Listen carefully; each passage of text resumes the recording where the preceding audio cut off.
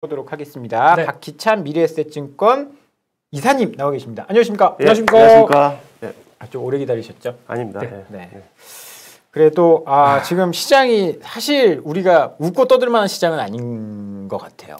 그렇죠. 네. 지금 시장에 마음 애타시고 시장 보면 근데 우리만 왜 더 이래요? 그러니까 어떻게 생각하십니까, 이사님? 네. 일단 내일 새벽에 한국 시간으로 내일 새벽에 미국의 금리 결정 있지 않습니까? 네. 네. 네, 지금 극도의 긴장감을 보였다고 생각이 됩니다. 일단은. 네. 왜 우리만 긴장을 할까요? 그러니까요. 일본도 오늘 좀 빠지긴 했어요. 일본도 오늘 좀 빠지긴 했었고, 근데 뭐 1%대.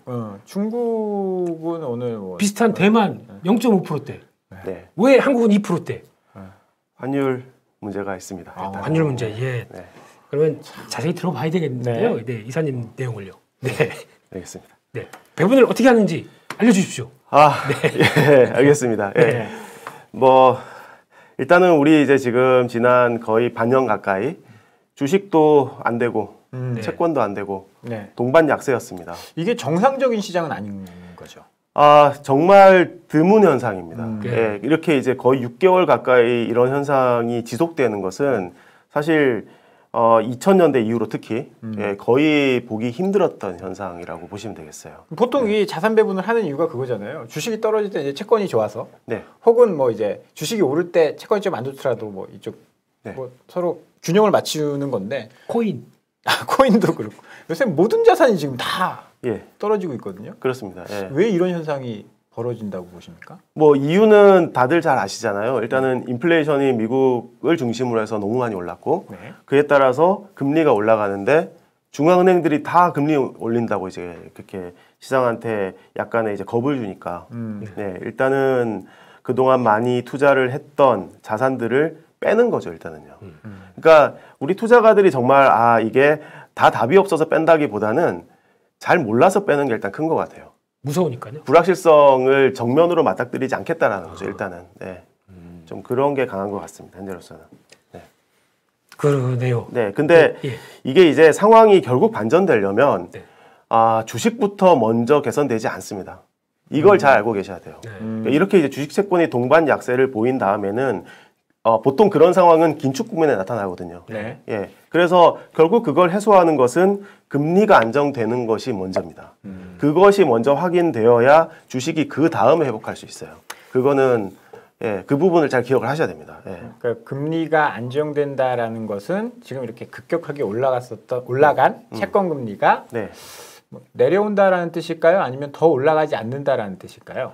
아니요. 조금은 그러니까 채권 가격의 회복을 네. 의미합니다. 제 말씀은요. 그러니까 금리가 금리가 좀 떨어지는 걸 떨어져야 얘기하고요. 된다. 이 부분에 있어서 결국은 중앙은행의 역할이 되게 중요해요. 당장 이제 말씀드린 대로 내일 새벽에 FOMC가 있는데 네. 지금은 그냥 연준은 그냥 고민하지 말고 그냥 큰 폭으로 나가야 됩니다. 75bp 네. 하고 네. 다음번에도 또 할 수 있어. 네. 우리가 이 정도 해줘서 인플레를 좀 잡고 그러면은 채권 시장 플레이어들은 좀 겁을 덜 먹을 거예요. 네. 그러면 이제 금리가 더 이상 올라가지 않을 수 있는 상황이 올 수 있을 것 같습니다. 그럼 채권 시장은 지금 이런 분위기가 반영이 돼 있다고 보십니까? 아니면 더 반영된다고 생각하십니까? 연준이 오늘 어떻게 말하는지가 되게 중요해요. 예. 75bp 인상하면서 우리는 인플레이션을 잡을 준비가 되어 있습니다. 이런 코멘트를 해주고 우리는 인플레가 피크아웃 할 수 있는 정황들을 확보하고 있습니다. 이렇게 이제 얘기를 해주고 그러면서 경기는 침체 리스크는 크지 않다. 대신에 그럴 수 있으면 우리는 빠르게 대응하겠다. 이런 식으로 얘기해 주는 것이 최선이죠. 근데 그게 지금까지 계속 똑같은 말이잖아요. 물론 이제 그건 달라졌죠. 기존에 이제 50bp였고 이제 75bp라는 거 좀 달라졌는데 네. 계속 똑같은 얘기하니까 네. 이제 투자자 입장에서는 못 믿겠거든요.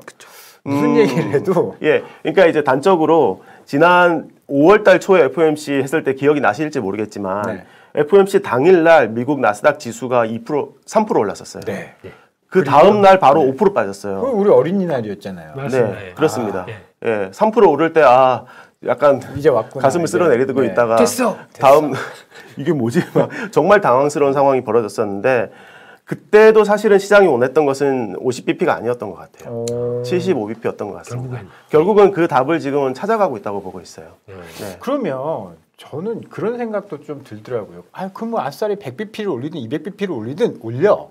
그런데 그렇죠. 거기에 따른 충격은 경제에 충격은 없을까요? 지금 이게 시장에서 반영하고 있는 게 올해 말에 뭐 3.8 기준금리가? 네. 3.75. 네. 3.75? 예. 네. 지금 모기지 금리가 뭐 6%? 그럼 연말 되면 모기지 금리가 거의 하이 싱글 네.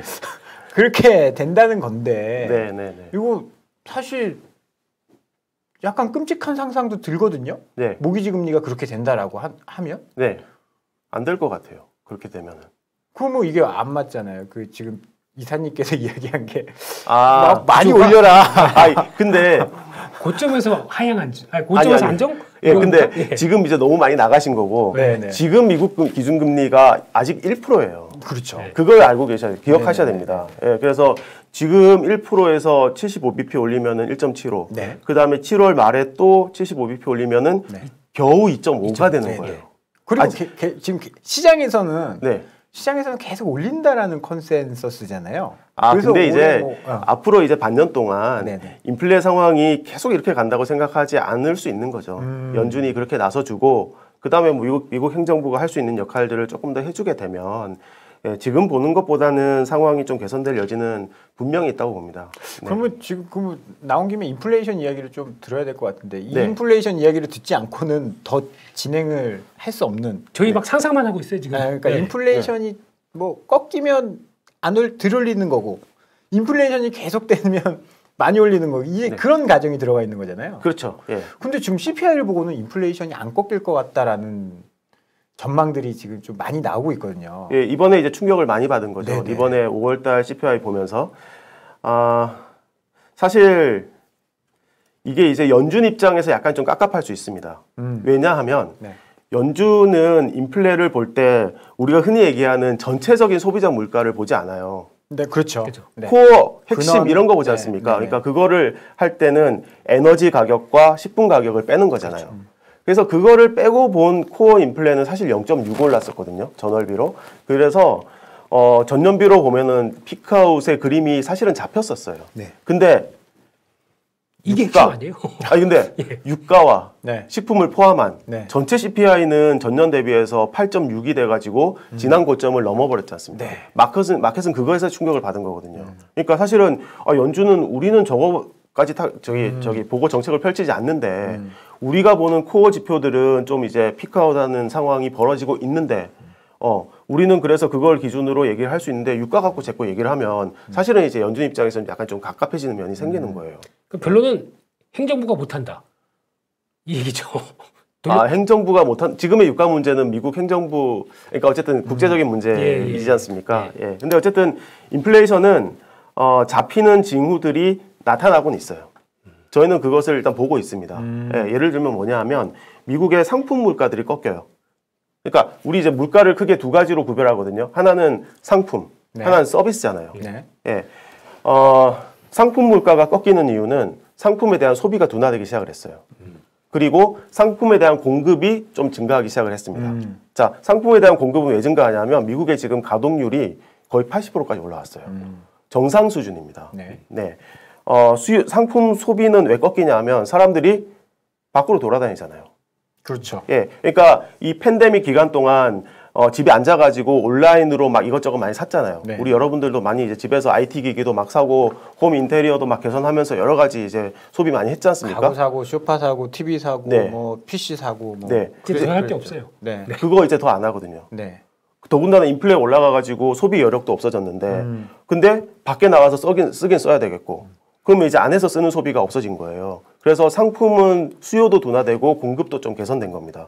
그래서 실제로 상품 물가 쪽은 약간 꺾이는 신호들이 실제로 나타났어요. 예. 근데 서비스는 아직 안 꺾이죠. 왜냐하면 말씀드린 대로 지금 돌아다니니까. 예. 근데 서비스 소비라는 것이 사실 그렇잖아요. 안 가다가 영화관을 갔다가 이제 한 달에 2번씩 가기 시작했어요. 그럼 다음 달에 3번, 4번 계속 올립니까? 사실 서비스 소비는 그렇게 할 수는 그렇진 없어요. 않죠. 네. 예, 결국은 어느 정도 정상화되면 모멘텀이 결국은 정체되는 게 서비스 소비란 말입니다. 그래서 결국은 서비스 소비도 시간이 지나면 예, 계속해서 물가를 끌어올리는 힘이 되지는 않을 걸로 예, 저희는 보고 있어요. 예. 결국은 잡힌다 인플레이션이. 네. 근데 그게 너무 오랫동안 이게 작년부터 계속 네. 일시적이다. 아. 뭐 작년 말에 잡힐 네. 거다. 네.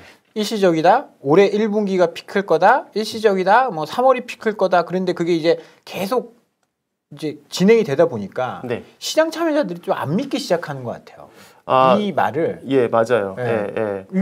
이게 사실 연준이 생각하는 수요도 문제일 수 있겠지만 지금 전쟁이나 이런 공급적인 측면에서도 사실 문제가 계속되고 있으니까. 예. 뭐 어제는 리비아가 원유 생산을 못 한다면서요? 그 얘기는 사실 제가 모르고 있었는데 맨날 러시아, 사우디 이야기만 하다가 리비아가 그때 무슨 쿠데타라고 해야 되나요? 하여튼 그것 때문에 막 뭐 80만 배럴 뭐 문제가 생기고 네.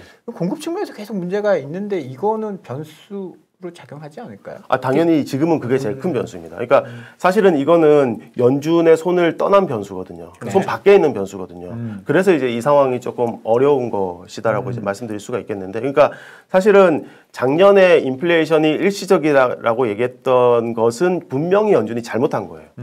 그래서 지금은 연준은 사실 시장의 요구를 응할 수밖에 없는 상황입니다. 자기의 고집을 피울 수가 없어요, 지금은요. 시장이 요구를 하면 금리 인하, 저희가 원하는 건 금리 인하인데. 아니, 일단 빨리 인상해서 잡아줘. 빨리 인상해서 그렇게, 잡아줘. 그게 시장의 요구군요. 예, 지금은 그게 시장의 요구인데 그거를 안 따를 수가 없죠. 왜냐하면 자기가 잘못한 게 있기 때문에 신뢰도가 지금 낮아졌단 말이에요. 네. 근데 이 상황에서 엎친 데 겹친 것은 2월달, 3월달부터 유가 문제가 전쟁 때문에 발생하기 시작했잖아요. 네. 거기서부터 이제 인플레 전망이 이제 어그러지기 시작을 한 거죠. 예. 그러니까 유가가 생각보다 계속 올라가니까 인플레 피크아웃 시점이 당연히 늦춰지는 거예요. 유가 변수만 없었으면 사실은 피크아웃 맞거든요. 지금 앞서 보신 대로 이런 변수, 그러니까 실제로 코어 쪽에서 잡히는 것들이 있기 때문에. 예. 식품 쪽은 또 다른 문제 아닙니까? 뭐 식품도 전쟁이 크죠.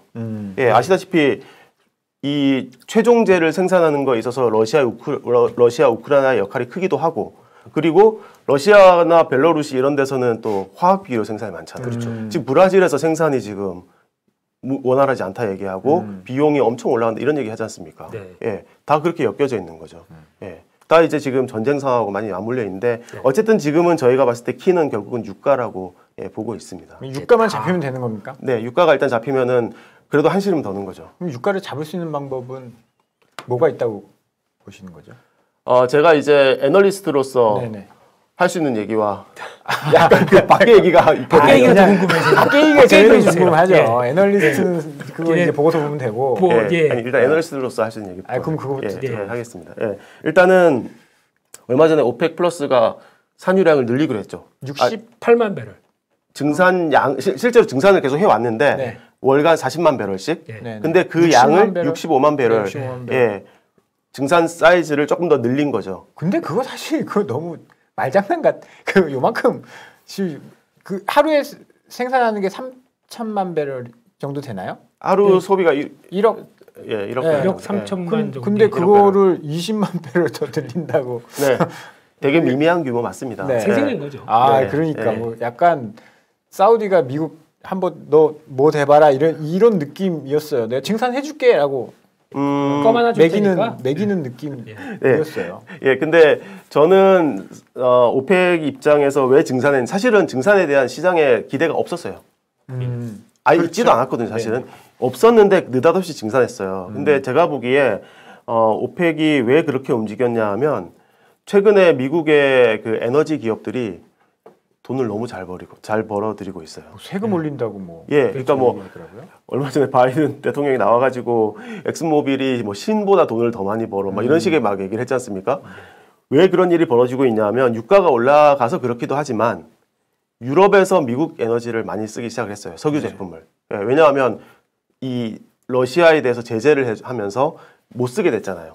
그럼 이제 어딘가에서는 받아와야 되는데 그게 이제 지금 중요한 수입처가 미국이 돼버린 거죠. 그럼 이제 느닷없이 미국 입장에서는 유럽이 석유 제품 수출처로서 그 위상이 커져버린 겁니다. 네. 근데 옆에서 보고 있던 오펙 입장에서는 배 아픈 거죠 지금. 네. 그래서 저는 증산에 나섰다고 봐요. 예. 지금 러시아는 중국에 기름 팔고, 그렇죠. 네. 인도도 미국은 유럽에 가스 팔고, 네. 사우디만 지금 그냥 기분이 나쁜 거예요. 산유량을 안 늘리고 있으면 혼자 뭔가 뺏기는 상황이 되는 거예요. 그래서 이제 증산해서 특히 이제 유럽 시장에서 점유율을 잃지 않기 위한 경쟁에 나섰다고 봅니다. 그러니까 이 얘기는 무슨 얘기냐면 이번에 증산량을 늘렸지만 일회성이 아닐 가능성이 없다는 얘기예요. 할 수 있을 만큼 더 증산할 가능성이 높지 않느냐. 이게 일단 제 판단이고 그렇게 과소평가할 문제는 저는 아니라고 봐요. 예. 어쨌든 연속성이 규모가 있으시다고. 중요한 게 아니고 이제 시작인 네. 단계니까 의도를 네. 보여준다. 네. 근데 그리고 예. 방금 전에 말씀도 좋은 얘기 하셨는데 중국과 예. 인도가 예. 별로 동참하지 않잖아요. 네. 대러시아 에너지 네. 특히 에너지 제재 쪽에. 네. 그럼 그쪽이 지금 전 세계 인구의 얼마입니까? 30억. 전 세계 인구의 40%란 말이에요. 그렇죠. 네. 예. 그럼 여기서 지금 동참하지 않고 수입을 계속 해주니까 예. 러시아의 산유량이 그렇게 급격하게 감소하지 않는다는 거죠. 가격만 싸졌지 그대로 수요는 넘어가는 거 아닙니까? 예, 그렇습니다. 예. 근데 그게 이상해요. 그러면 사실 처음에는 러시아가 생산하는 물량이 다 사라진 것처럼 돼가지고 유가가 이렇게 올라갔는데 어딘가 유럽도 엄청 유럽도 러시아산 돈이 엄청 샀더만요. 네. 유럽도 인도에서도 엄청 사고 들어갑니다 이게. 인도도 사고 하면 사실 공급량은 다 똑같은 건데 왜 가격만 이렇게 급등했는지. 좀 줄긴 줄었다고 하더라고요. 아. 예, 그러니까 2월달 1, 2월 정상 수준 대비해서 3, 4월로 가면서 좀 줄긴 줄었고요. 실제로 예, 줄었는데 5월달에는 또 4월달보다 살짝 높아졌다는 또 예, 외신 기사가 또 있더라고요. 예. 예, 그래서 그러니까 이게 정말 감산이 원래 사람들이 걱정했던 것만큼 그렇게 가파른 속도가 아닐 가능성이 지금 높다는 게 지금 어쨌든 이 서방 진영에서도 조금씩 이제 제재 관련된 균열들이 좀 발생을 하고 있는 예, 그런 상황에서 우리가 좀 읽어내야 될 것 같고요. 어쨌든 중국과 인도가 동참하지 않기 때문에 예, 그리고 약간 이제 어려운 얘기는 예, 제가 확실하게 증거를 갖지 않고 할 수 있는 얘기는 뭐냐면 네. 감안해서 듣겠습니다. 네, 그건 뭐냐면 이 서방이 이제 조금씩 균열하기 시작한다는 게 되게 중요한 포인트인 것 같아요. 결국은 서방 어디 유럽도 유럽 그렇죠. 말씀하시는 예, 거. 생각들이 지금 점점 달라지기 시작을 했죠. 예, 경제적 어려움이 너무 커지고 있기 때문에. 예, 그러니까 미국이 주도하는 이런 어떤 제재 국면에 우리가 진짜 적극 동참해야 되느냐 이런 고민이 지금 생겨나는 거죠.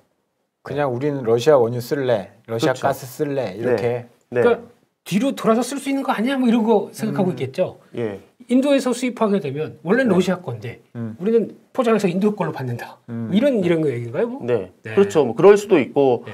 어쨌든 그냥 제재 자체에서 그냥 좀 어쨌든 발을 빼려고 할 수도 있고요. 예, 그런 움직임에 있어서. 근데 이렇게 이제 어떤 미국 입장에서는 이 서방 뭡니까 자기의 동맹 국가들에 대한 어떤 카리스마를 갖다가 네. 주도력이라고 할까요? 이걸 조금씩 약해지는 상황에 대해서 그냥 계속 고집 피우다가는 혼자 외톨이가 될 위험성이 있는 거예요. 예, 일단 외교적으로. 그리고 국내적으로는 어떻습니까? 어쨌든 지금 11월 달에 중간선거 해야 되는데 지금 인플레 문제가 지금 바이든 대통령의 발목을 잡을 가능성이 민주당의 발목을 잡을 가능성이 상당히 높아진 상황이죠. 예. 그러면 이제 유가를 안정시키기 위해서 예, 미국 정부가 나설 가능성이 있지 않냐라는 건데 해결책이 뭐겠습니까 그러면? 사우디, 이란 베네수엘라. 뭐 그런 이런 데는 데. 그냥 잠시 거쳐가는 데고 오. 결국은 핵심을 러시아요? 건드려야죠. 예. 러시아요. 예. 그렇게까지 가능하다고 보십니까? 네, 저는 가능하다고 봅니다. 예. 다이렉트로 맞짱을 이제 앉아봐 이러면서 이제 네, 얘기를 네, 하는 거죠. 네. 예. 최근- 언제까지 전쟁할래? 이러면서. 네. 최근 재무장관 옐런 재무장관도 사실 일정 부분 러시아산 원유를 좀 뭐 사용해야 된다 그런 뉘앙스의 발언도 좀 했었고. 네. 예. 그다음에 뭐 그 에너지 수출입과 관련된 금융을 담당하는 은행들에 대한 제재도 일단 한시적으로 좀 더 완화시켜주는 걸로 가고 있는데 일단 그거는 그냥 제한적인 조치인 거고 정말 이 두 사람이 예, 바이든과 푸틴 두 네, 사람 네, 말씀하시는 네, 거죠. 예, 예. 그런 시나리오가 일단 제가 보기에는 중간선거 이전에 열려 있지 않느냐. 오. 예. 그게 사실 좀 어려운 얘기입니다. 물론 네. 이거 확인해야 되고 제가 함부로 말씀드릴 수도 네, 없는 네, 네. 내용이고요. 근데 어쨌든 그게 이제 아마 우리 이 국면의 전환에 있어서 가장 중요한 부분이 될 수 있다고 생각을 해요. 사실 전쟁이 끝나야 됩니다. 그 이게 모든 걸 다 꼬아놨어요. 그거 그러면은 만약에 네. 이사님께서는 전쟁이 딱 끝난다. 네. 그럼 요 구도로 봤을 때는 유럽은 그냥 미국은 제재를 풀고 싶지 않겠죠. 아직 명분이 있으니까. 네. 근데 유럽은 그러면 일단 그걸 핑계로 해서 네. 러시아 거 다시 쓸까요? 그럼요. 아 그냥 바로 네. 전쟁 바로? 끝났으니까. 약간 글쎄요. 그러니까 약간 저- 그 예. 그러니까 정치적인 어떤 뭐랄까요? 예. 포장? 예, 야, 좀 그런 것들이 좀 필요하다고 보는데 어쨌든 예, 방향은 그렇게 가겠죠. 네, 네, 결국에는 유가랑 전쟁이네요. 네, 핵심은. 네, 그런 것 같습니다. 예, 물론 거기에 곡물 가격도 당연히 걸려 있고요. 네, 그렇습니다. 그럼 진짜 중요한 건 인플레이션도 중요하고 금리 올리는 것도 중요하고 한데 지금 사실 이 문제의 모든 핵심은 그래 좋아. 연준이 금리 올리는 건 좋아. 인플레이션 잡는 거 좋아. 근데 연착륙 할 수 있을 것이냐 없을 것이냐 이 문제인 것 같거든요. 아, 그렇죠. 그 문제도 크게 걸려 있죠. 지금 시장이 가장 이렇게 혼란스러운 거는 금리 올리는 것도 그런 거지만 야 이거 금리 이렇게 올리다가 경제가 침체 오는 거 아니냐, 빈대 잡으려다가 지금 초과상관 다 태우는 거 아니냐 이런 걱정이 지금 좀 있는 것 같아요. 네, 맞습니다. 네, 있죠. 스태그플레이션 이야기도 하고. 네. 그럼 침체에 대해서는 어떻게 보십니까? 지금 성장률 전망치라든지 이런 것도 계속 좀 낮아지고 있는 상황이잖아요. 예. 지지난주였나요? 뭐 IMF, OECD, 뭐 세계은행 다 이제 전망치 다 조정해가지고. 조정했지만 여전히 낙관적인 숫자로 보이죠. 사실은. 근데 그 폭이 너무 크니까 4.5에서 2.7, 2.5 하여튼 뭐. 근데 뭐 경기 침체 우리가 얘기하려면 마이너스까지 가야 되니까요. 사실. 예. 근데 지금 미국이 1분기 마이너스 1.5였잖아요. 예, 나왔죠. 근데 지금 1분기 마이너스 1.5에서 2분기 전망치가 계속 낮아지고 있거든요. 맞습니다. 그러니까 네. 그 지표를 보는 사람 제가 이제 방송에 나서 맨날 여러분 GDP 나우를 보셔야 됩니다. 애틀랜타 연은에 가셔서 그게 5월 초에는 2.5에서 지금 0.9까지 떨어졌거든요. 맞아요. 예. 그러면 무서운 일이 벌어질 수도 있는 거 아닌가라는 생각을 하거든요. 저 솔직히 이번에 그게 나왔으면 좋겠어요. 왜 그러세요? 침체가 그냥 빨리 왔으면. 잠깐만요. 맞을 거 빨리 맞자. 빨리 받는 게 낫죠, 사실은. 그러니까 이게 지금 미국의 이제 기업 뭐 CEO들 서베이 해보면 침체가 내년에 올 확률이 뭐 50% 정도 돼 이렇게 얘기하잖아요. 뭐 모건 스탠리 CEO가 그 얘기 얼마 전에 그렇죠. 했더라고요. 하죠. 네. 하는데 그게 지금이 아니고 내년 상반기래요. 그러면 우리는 고통스러운 구간을 도대체 얼마나 더 내년까지 계속 막 그런 침체 온다면서 벌벌 떨면서. 네. 근데 저희가 보통 알기로는 그렇지 않습니까? 금리 인상을 하는 이유가 돈 풀었다가 물가가 올라가니까 이제 체력은 좀 되고 경기가 살아나니까 금리 인상을 하게 되면 저희가 알고 있는 상식이 그거거든요. 그러면 금리 인상을 해도 꾸준히 경기 좋아지는 것 따라서 주가도 올라간다. 이게 지금까지 논리였거든요. 근데 지금 이게 안 통하는 거죠, 그러면? 지금은 인플레이션이 지난 30년하고는 완전 다르니까요. 그러니까 그렇게 되게 좋은 환경에서 금리 인상하던 게 아니잖아요. 그렇죠. 지금은요. 그러니까 지금 그것 때문에 지금 그러면 단순한 금리 쪽이 아니라 경기까지도 안고 지금 시장이 이렇게 경기를 잃고 있는 거죠. 지금. 그렇습니다.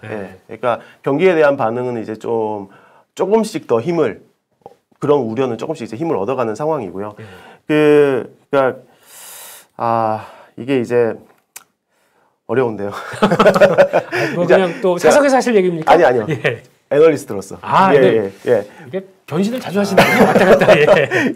그게 제가 이제 앞서서 제일 처음에 말씀드릴 때 그래도 채권의 금리 안정이 먼저라고 말씀드리지 않았습니까? 그러니까 실제로 저희가 자산 배분에 대한 전략을 말씀드릴 때도 일단은 채권에 더 우선순위를 두고 있어요. 선호도에 있어서 지금은요. 주식보다는. 금리가 이렇게 오르지만 근데 이제 어쨌든 스태그플레이션스러운 상황이 지나면 다음은 어떤 국면이냐면 저희가 이제 모더레이션이라고 표현을 해요. 모더레이션이 이제 뭔가 평탄화된다 이런 느낌이거든요. 안정화된 약간 이런 용어인데 결국은 인플레이션이 떨어지고 그에 따라서 금리가 떨어지는 국면을 얘기하는 겁니다. 결국은 그런 국면이 올 거예요. 근데 문제는 뭐냐면 중간에 리세션이 올 수 있어요. 그래서 근데 리세션이 오는 거는 채권한테는 아무 상관없죠. 채권이 좋아질 수 있는 거잖아요. 채권 가격 입장에서 금리가 하락하는 재료가 되니까. 근데 주식 입장에서 어떻습니까? 안 좋은 거잖아요. 그러니까 지금 상황에서 채권에 대한 플레이는 오히려 조금 쉽고 주식 플레이는 오히려 좀 까다로운 거예요. 지금 상황에서 아직은 베팅하기가. 일단 이제 그렇게 일단 먼저 보시면 되겠는데 자 리세션이 온다고 할 때 저희가 생각하고 있는 부분은 뭐냐 하면 그럼 그 강도가 얼마냐라는 거예요. 그렇죠. 그게 중요한 겁니다. 그래서 일단 결론적으로 말씀드리면 리세션이 잠깐 올 수 있는데 그 리세션에 대해서 너무 걱정하지 말자고 말씀드릴게요. 왜 이렇게 갑자기 자신감을 근데 이 단어만 들으면 리세션이 오는데 이 약간 그런 느낌이죠. 암이 걸릴 건데 너무 걱정하지 마. 자, 근데 우리가 분명히 알아야 될 사실은 뭐냐면요. 자, 리세션이 왔을 때 주가가 폭락했다고 많이들 알고 계시잖아요. 네. 꼭 그렇지 아닌가요? 않아요. 꼭 그렇지 않아요. 경기 침체가 왔는데 주가는 그러니까 주가가 하락은 하죠. 하락은 합니다. 근데 이제 우리 현재까지 경험한 거 갖고 이제 좀 말씀을 드려볼게요. 네. 자, 우리가 직전에 리세션을 갖다가 크게 물론 되게 많이 겪어왔지만 우리 애널리스트 다른 데서 이제 나오는 거 보면은 이제 1950년대 이후에 리세션이 몇 번 있었고 그 기간 동안의 평균적인 주가 하락률을 봤더니 30 몇 %니 이런 얘기 한단 말이에요. 네. 그럼 이제 사람들이 머릿속에 리세션 오면 한 30% 떨어지는 막 이렇게 생각을 하는 거잖아요. 기본적으로. 자, 근데 리세션도 종류가 굉장히 다양해요, 사실은. 우리처럼 이제 우리 되게 이제 비슷한 나이이지 않습니까? 맞으시죠? 저는 아닙니다. 비밀입니다. 저 여기서 선을 긋죠. 저는 네, 알겠습니다. 저 선생님. 저는 우리가 직전에 겪었던 리세션이 2020년 이거 빼고요. 팬데믹 이거 빼고 2008년도 금융위기. 그렇죠. 그다음에 2001년도 IT 버블 붕괴입니다. 닷컴 버블. 예. 우리 세대는 그걸 다 기억하고 있죠. 네. 물론 우리는 이제 한국의 외환위기도 기억하지만 그건 글로벌 위기는 아니었고요. 아시아에 국한됐었던 네, 거고. 그렇습니다. 어쨌든 이 2001년도하고 2008년도가 가장 가까운 리세션이에요. 네. 이 두 번의 리세션 당시의 주가의 하락률이 엄청났습니다, 사실은. 어마어마했죠. 그때. 어마어마했죠. 그러니까 금융위기 때 주가 폭락한 건 다들 알고 계시고 IT 버블 붕괴 때는 금융위기 때보다는 안 빠진 느낌은 있는데 사실 나스닥을 보면 나스닥 훨씬 많이 빠졌어요. 그 당시에는. 그렇죠. 예, 근데 그 두 번의 특징이 뭔지 아십니까? 용어가 있어요. 그때를 가리키는 말이 바로 버블 붕괴입니다. 네, 그러니까 물론 우리 1990년에서 일본의 버블 붕괴라는 것도 우리 잘 알고 계시잖아요. 예, 근데 어쨌든 IT 버블 붕괴 이후에 S&P 500 지수가 절반 반토막 났고 나스닥 같은 경우에는 6분의 1 토막 났어요. 네. 지수가요? 지수가 6분의 1도. 6분의 1. 물론 그때 코스닥은 더 많이. 네. 지수가 지금 이게 800선이 아니에요. 80선이에요. 그렇죠. 그렇죠. 이거 10배 튀긴 거잖아요. 그렇습니다. 네, 그렇습니다. 그리고 금융위기 때 S&P 500 자체가 절반 넘게 떨어졌고 이 당시에는. 네. 그렇게 떨어졌죠. 그러니까 버블 붕괴살. 그러니까 2008년도 그때는 부동산 끼고 발생했던 신용 버블 붕괴잖아요. 그 전에는 IT 버블 붕괴라고 합니다. 자, 그러면 이제 그 직전에 리세션이 언제냐면 1990년입니다. 그때를 가리키는 말이 없어요. 그냥 리세션이에요. 그냥 리세션. 그냥 버블이 없이 기술적 리세션. 그냥 테크니컬리. 두 분기 연속 마이너스 성장을 보였기 때문에. 그 전에 80년대 리세션이 또 있어요. 그때도 아무 말 없어요. 그냥 리세션. 테크니컬한. 그냥 이유 없이 오는 경우도 있군요. 이유는 있죠. 이유는 있는데 사이클이 이제 성숙하게 되고 그러면 이제 10년 주기로 대략 오게 되는데 근데 1990년 당시에 주가가 빠질 때 한 3개월 빠져요. 3개월 동안 20% 빠집니다. S&P 500 기준으로. 그게 끝이에요. 근데 그러면 이미 그 정도면 버텨볼 만한데. 지금 다 빠졌잖아요. 90년 그랬죠. 80년에도 마찬가지예요. 80년하고 81년도에 두 번에 나눠서 더블 딥 리세션이 발생했었거든요. 근데 2차 때가 조금 더 길긴 했습니다. 하지만 주가의 하락률은 둘 다 20% 내외였어요. 그러니까 제가 말씀드리고 싶은 부분은 자, 그럼 이제 지금 어떤 상황이냐라는 거예요.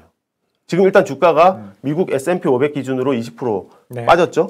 한국은 20% 지금 넘게 빠졌어요. 지금 3,300에서 지금 2,500대 밑으로 떨어졌으니까 20몇 % 빠졌죠 지금. 그런 상황인데 자, 지금 현재 미국 경제에 대해서 무슨 버블이라는 표현을 하지 않아요.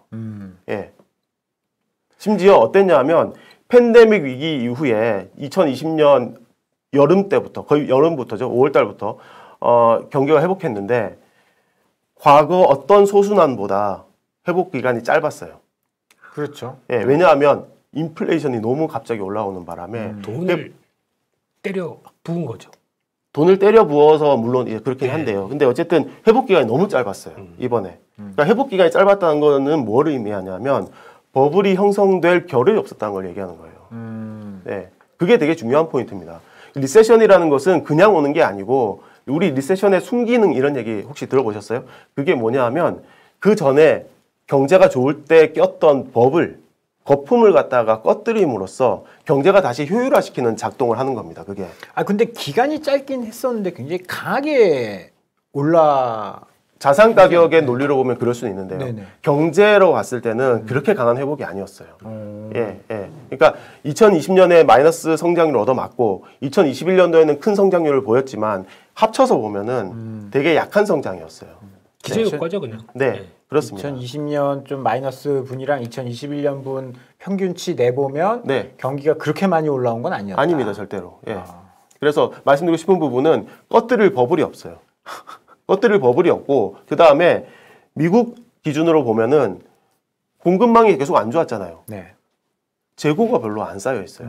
보통 경제가 이제 고점에서 꺾일 때는 재고가 많이 쌓여 있고 그거를 꺼뜨리는 과정에서 뭐 경제가 그러니까 생산 활동이 줄어들고 뭐 인플레이션도 떨어지고 막 그러지 않습니까? 근데 지금 미국은 재고가 많이 안 쌓여 있어요. 그것도 역시 마찬가지로 뭐 경제 침체가 그렇게 크게 올 가능성이 높지 않다는 걸 보여주는 거예요.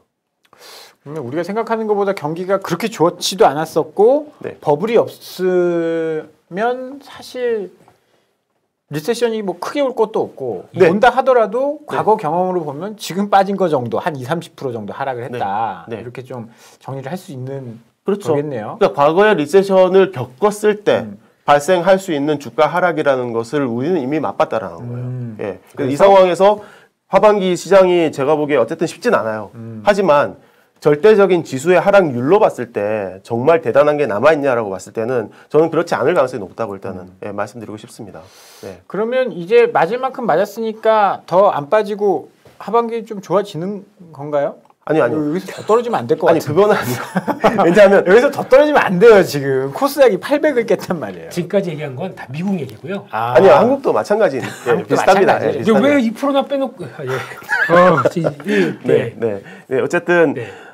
주가로 봤을 때는 분명히 맞을 만큼 많이 맞았고요. 네. 근데 이제 문제는 그게 있어요. 뭐냐면 우리가 이제 주식을 설명을 할 때 네. 이익, 어닝, 네. EPS, 네. 예. 이게 그리고 그렇게 나쁘지 않잖아요, 지금. 그게 이제 꺾일 거라고 이제 걱정하는 거죠. 경기 얘기 지금 계속 했잖아요. 지금. 이제 그동안은 금리가 올라가서 PER이 낮아졌지 않습니까? 네. PER이 낮아서 주가가 다 떨어진 거예요. 거의 대부분이. 그러니까 우리 밸류에이션, 네. 할증률이라고 해야 되죠. 그렇죠. 몇 배, 배율, 이게 떨어진 거잖아요. 네. 근데, 이제는 EPS가 떨어진다라고. EPS가 떨어져서 주가가 떨어진 거 아니냐 이런 거죠. 그게 사실 아직 남아 있어요. 예. 그런 구간 자체가. 그러니까 그런 부분을 우려해야 되는 상황은 분명히 남아 있습니다. 일단은요. 남아 있는데 문제는 그렇게 이제 사람들이 어닝에 대한 전망치를 갖다가 꺾어내리는 상황이 그럼 금리도 계속 올라가고 있겠냐라는 거죠. 그 상황이. 예. 그러니까 이익이 떨어지면 이제 금리를 예. 더는 예. 더 못 올리는 상황이. 그렇습니다. 예. 그래서 뭐 채권을 네. 그러는 그러니까 앞에 이렇게 깔고 오셨네요. 아, 채권이다. 채권이다. 채권이 먼저 안정화되고 예, 예. 금리 여건이 조금씩 개선되면서 PER이 올라갈 수 있는 여지가 생기는 거예요. 그러면서 이제 EPS가 결국은 우리가 이제 마켓 캐피출레이션 굴복 이런 표현 하지 않습니까? 굴복해야 진정한 바닥이 온다 이렇게 얘기하는 거잖아요. 그러니까 사람들이 이제 더 이상 경기에 대한 희망을 가지지 않기 시작을 하면은 인플레이션도 결국은 꺾이고 그리고 이제 금리도 결국은 이제 꺾이게 되는 거거든요. 그러면서 시장은 또 이제 반등할 수 있는 힘이 생겨나는 거죠. 왜냐하면 지금까지는 할인율 요소가 너무나도 크게 영향을 미쳤기 때문에 그럴 수 있다 이렇게 보시면 될 것 같고요. 그래서 저희가 봤을 때 경기가 턴어라운드 하는 게 저희가 봤을 때는 경기 선행지수 기준으로 내년 상반기예요. 일단은. 경기 선행지수 기준으로. 네. 실제 경기 말고. 그러면 이제 주식시장이 실제로 본격 반등하려면 아직 시간이 남았다는 의미거든요. 예. 근데 지금 상황을 순수하게 경기로만 읽으면 좀 곤란하고 다 복합되어 있죠. 특히나 유가하고 연동된 연준의 정책. 예. 그러니까 연준이 지금 현재 뭐 자이언트 스텝으로 막 가는데 이걸 빅 스텝으로 낮추고 특히 베이비 스텝으로 낮추는 시점이 올해 중에 오게 되면은 주가의 반등 시점도 달라지게 됩니다. 일단은요. 예. 그렇게 생각할 여지가 생겨난다는 거죠. 네. 일단은 연준이 금리를 조금 뭐 덜 올린다고 해야 되나요? 베이비 스텝. 아, 25bp 25bp 정도. 뭐 이 정도. 네. 이런 시점까지는 조금 시간이 걸릴 거다. 근데 저는 반등하는데? 4, 4분기에 기대하고 있어요. 4, 4분기에. 그렇게 빨리요? 네. 확 몰아쳤다가 네. 이제 잠깐 어디 한번 보자 하고 한숨 돌리는 이런 예. 시점이. 근데 아까도 이제 잠깐 3.75 얘기하셨지만 네. 3.75가 나오려면 12월 달에 25bp에 인상해야 돼요. 그렇죠. 네. 막판에는 그렇게 가야죠. 네. 예. 그게 3.75가 아니라 3.5가 되면은 이미 그 앞에부터 10월 달부터. 그러니까 FOMC가 총 1년에 8번 있고 반기에 4번 있잖아요.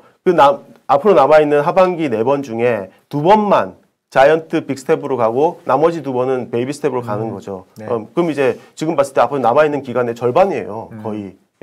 그러니까.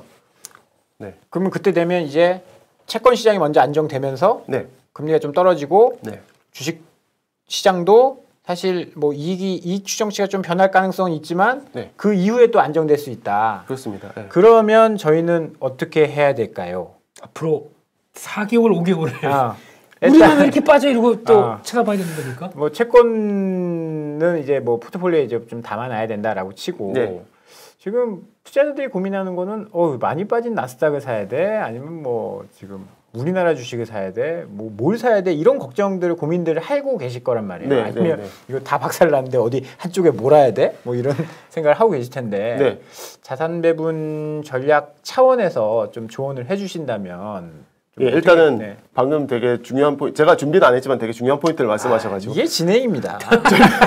대표님 이렇게 하는 거예요. 저는 끌어내야죠. 패널한테 이거 끌어내야 됩니다. 준비 안 된 것도. 저는 시간 보고 있었는데. 일단은 절대 몰지 마세요. 몰아가는 건 절대 안 됩니다. 어디로 갈지 어떤 모르니까. 국면이든지 간에 내가 아무리 손실이 많아서 그러니까 손실이 많을 때 그런 유혹에 빠집니다. 그렇죠. 물론 저도 마찬가지. 몰빵을 그러니까 한 군데 몰아서 그냥 한 방에 올라가고 한 방에 회복하겠다라고 절대 생각하지 마시고 아무리 내가 돈을 많이 잃었어도 정도를 지켜야 돼요. 일단 너무 많이 몰지는 마세요. 일단 시장 얘기하고 다른 별개 얘기고요. 안 되는데 이거. 이쪽으로 몰아가세요. 이렇게 해야 이게 썸네일이 나오는데. 하반기엔 딱 이것만 보라. 하반기에는 땡땡입니다. 그렇죠. 안 당하시네. 일단은 말씀드린 대로 일단은 절대적인 지수 측면에서는 빠질 만큼 빠졌고 뭐 끝났다는 얘기는 아니지만 어쨌든 많이 여력은 많이 줄었다. 하락 여력은 일단 그렇게 좀 보고 있는 거고요. 일단은 지금 에너지 주식이 되게 좋죠. 약간 좀 공격을 당하고 있어요. 지금 과세 문제, 뭐 엑슨모빌한테 어쩌고저쩌고 아까 얘기했다시피 그렇긴 한데 어쨌든 유가가 꺾이기 전까지는 에너지 주식들이 계속 좋을 것 같아요. 특히 미국, 아까 말씀드린 대로 유럽에 막 수출이 막 늘어나고 난리가 났기 때문에. 그래서 일단 미국 주식을 할 때는 IT의 리바운딩을 기대하는 것도 살짝 넣고, 그리고 대신에 에너지의 현재 모멘텀을 절대 무시하면 안 된다. 그래서 저는 그 두 종목을 일단 패키지로 가져가실 것을 권고드리겠어요. 에너지 쪽과 IT 쪽. 약간 이제 그거네요. 양쪽, 바벨 전략. 근데 사실은 저희도 바벨 전략적 대응을 말씀드리는데 그렇게 할 때 바벨 전략적 대응은 다른 한 축은 안정형 옵션들이에요, 사실은. 그러니까 저변동성이라든지 또는 이제 고배당 이게 한쪽에 있고 그 다음에 좀 공격적인 포지션이 바로 에너지하고 IT가 되는 거죠. 그렇겠네요.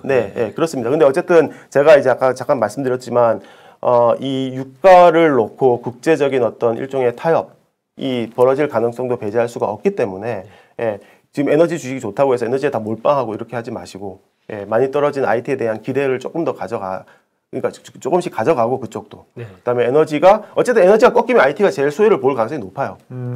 그러니까. 그럼 만약에 유가가 변동이 나오기 시작한다. 그러니까 뭐 말씀하셨듯이 뭐 사우디랑 어떻게 해서 행정부가 좀 역할을 했다. 유가가 꺾이기 시작한다. 그러면 에너지 쪽을 빼고 IT 쪽으로 올라가야 그렇죠. 그렇게 하면 좀 더 액티브하게 가셔야 되죠. 그런 어떤 신호가 확실해지면은. 그러니까 예를 들면 이제 푸틴하고 정상회담을 하기로 했습니다. 바이든이. 뭐 이런 식의 뉴스가 나오면 일단은 그런 포지션을 갖다가 조정할 준비를 갖다가 바짝 하셔야 되는 거죠. 원래는 질문을 그냥 애플이 좋아, 엑슨모빌이 좋아 이렇게 하려고 했는데 안 넘어오실 것 같아서. 그거는 저한테 하실 질문이고요. 어찌됐든 간에 이제 기술주와 에너지주를 좀 균형 있게 가져가야 된다. 그렇게 좀 말씀을 해주셨고 진짜 시간이 없어요. 아까 들으셨죠? 작가님 시간 잘 맞추라고. 한국 전략에 대해서도 마지막으로 좀 정리를 임팩트 있게 한마디. 일단 전략은 비슷하긴 해요. 전략은 왜냐하면 이제 전통 에너지가 강세를 보이면서 대체 에너지 테마도 세지고 있습니다. 태양광, 친환경, 신재생 말씀하시는 그렇죠. 근데 이제 그 범주를 넓히다 보면 또 배터리가 들어오거든요. 한국은 역시 원래는 옛날에는 반도체가 센 네. 나라였고 네. 지금 또 2차 전지가 좀 센 나라로 지금 점점 가고 있잖아요. 어쨌든 그런 IT와 에너지 테마인데 네. 우리 뭐 잘 알고 있는 뭐 S-오일 같은 그런 정유 기업도 있지만 네. 이런 이제 2차 전지 테마도 중요하다고 봐요. 근데 한국은 마켓 자체의 문제가 하나가 있어요. 어떤 문제죠? 예, 뭐냐 하면 지난 1년 동안 코스피가 계속 빠졌잖아요. 3,300포인트에서 지금 네. 2,400대로. 그동안 환율이 달러 환율이 1,100원에서 1,290원까지 올라갔어요. 무섭게 1년 올랐어요. 네. 근데 둘 간의 상관 계수를 계산해 보면은 네. 마이너스 92%가 나와요. 마이너스 0.92 거의. 그러니까 그냥 예, 이게 떨어지면 이게 올라갔다 그 얘기죠 지금. 그렇죠. 근데 이걸 갖다가 그렇게 얘기하면 이제 원래 그렇게 높은 거 아닌가라고 생각하실 수 있겠지만 지난 20년간의 평균은 마이너스 0.22밖에 안 됩니다.